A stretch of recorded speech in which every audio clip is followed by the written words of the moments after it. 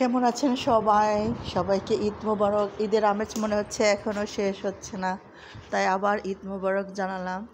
তো আমরা এই যে ঈদে কিন্তু অনেক মজা করেছি, মনে হচ্ছে যে একদম পুরো ঈদ পালন করছি এরকম লাগছে। তো আমি একটু সাবুদানা রান্না করছি বাচ্চাদের জন্য বা নিজের জন্য। তো আমি একটু অলস হয়ে যাচ্ছি, আর অলসতা চলে আসছে, ক্লান্তি চলে আসছে।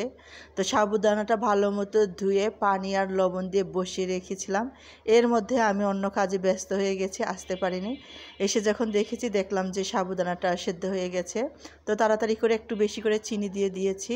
তারপরে এই যে গুঁড়ো দুধ দিয়ে রান্না করব, গুঁড়ো দুধটা দিয়ে দিলাম। তো গুঁড়ো দুধ, চিনি এগুলো সব দিয়ে এখন ভালো মতো গুটিয়ে নিচ্ছি। গুঁড়ো দুধ তো একটু দানা দানা যাতে না থাকে, তাই একটু ভালো মতো নেড়ে নিচ্ছি। আর এই যে আমি বলেছি না, সাবুদানাটা বসিয়ে রেখে আমি আসলে আমগুলো কেটে নিচ্ছিলাম। সাবুদানার উপরে আমটা একটু দিয়ে দিলে খেতে অন্যরকম ভালো লাগে।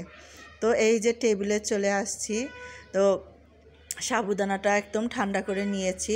মানে খুব বেশি ঠান্ডা করার তো সময় নাই, মানে ইনস্ট্যান্টলি রান্না করে খেতে আমাদের বাসার সবাই আমরা পছন্দ করি।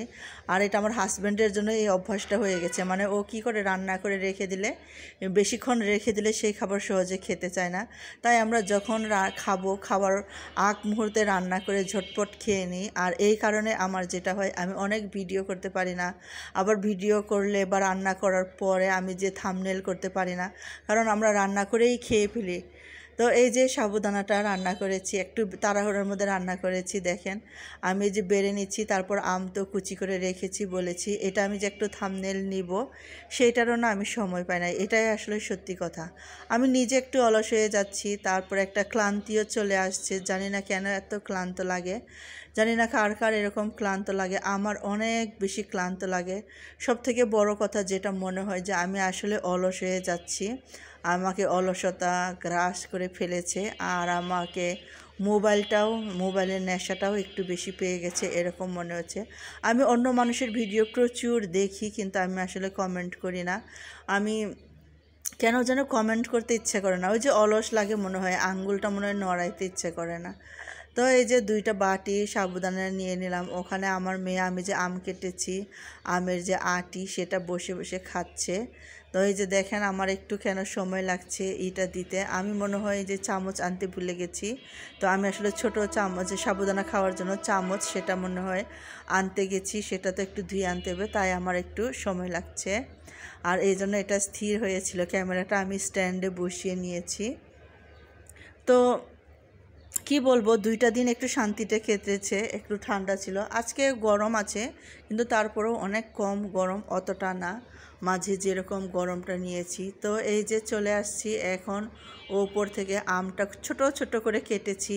তো মেয়েকে বলেছি আম কেটেছি, মেয়েকে বলি না, আমার ভিডিও কেউ করে না, মেয়েকে একটু বকাঝকা করলাম যে আমি, জানোই তো আমি ব্লগ করি, আমি ভিডিও করি, আমি কাজ করার সময় একটু ভিডিওটা ধরে দাও না। কিন্তু মেয়েটা ধরে দেয় নাই। এই যে যখন বলেছি, বলার পরে স্ট্যান্ডে নিয়ে এসে স্ট্যান্ডে বসায় রেখে সে চলে গেছে।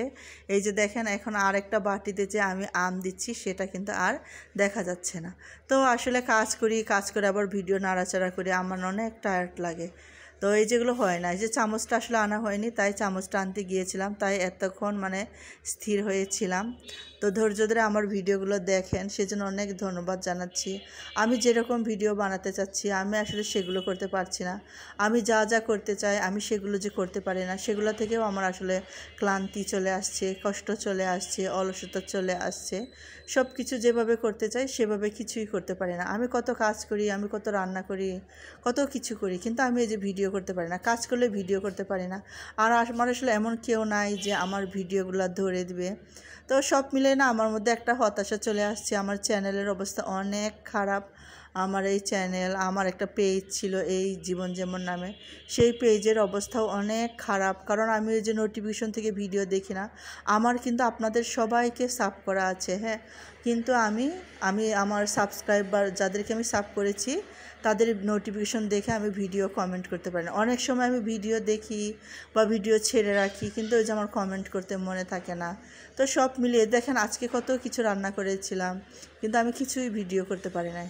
আসলে নিজে কাজ করি, নিজে ভিডিও করব, ক্যামেরা ধরবো, আর ক্যামেরা বসাইলেই যে ক্যামেরাটা বসে যায় এরকম না, অনেক অ্যাঙ্গেল থাকে, যেখানে আসলে সম্ভব হয় না। কেউ একজন সাথে থাকলে এরকম হতো। আমার হাজব্যান্ড সেও মানে আগ্রহী না, সেও মানে এখানে তার কোনো ইন্টারেস্ট নাই। আমার মেয়ে সে ভালো মতো ধরতে পারে না, আর আমি একটু রেগে যাই, বকা দিই। বকা দেওয়ার জন্য আমার মেয়েটা মানে আর ভিডিওই ধরে দিতে চায় না। তো এগুলো হলো আমার কষ্ট। তো আমার অনেক অবস্থা খারাপ যাচ্ছে, আমার নিজের অনেক ক্লান্ত লাগছে, অলস লাগছে, হতাশা লাগছে, নিরাশা লাগছে। আর সব থেকে কষ্ট লাগছে আমার চ্যানেল, আমার পেজ একদম অবস্থা খারাপ, এত অবস্থা খারাপ আর কি বলবো।